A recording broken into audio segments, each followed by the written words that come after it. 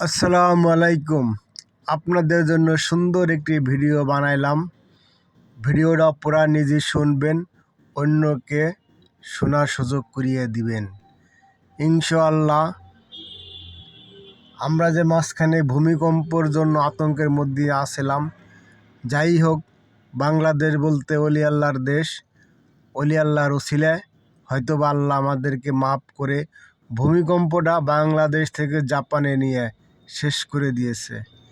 কিন্তু এখন যে ভূমিকম্পটা আসতেছে, আসলে এটা যে কোন ভূমিকম্প, এইটা আপনার মোকাবেলা করার জন্য সবাই প্রস্তুতি নিন।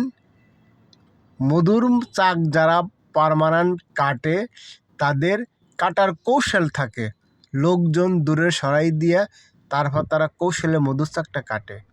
আর যারা নতুন কাটার জন্য যায়, তারা তো হাওভাও বোঝে না, ওই কোনো রকম কাটতে যায়, না কাটতে পারলে মধুর মাছিগুলা কি করে, ছড়িয়ে যাইয়ে আশেপাশে যে লোকগুলা থাকে, এই লোকগুলা মধুমাছি কামড়ায় এবং হয়রানি হয়।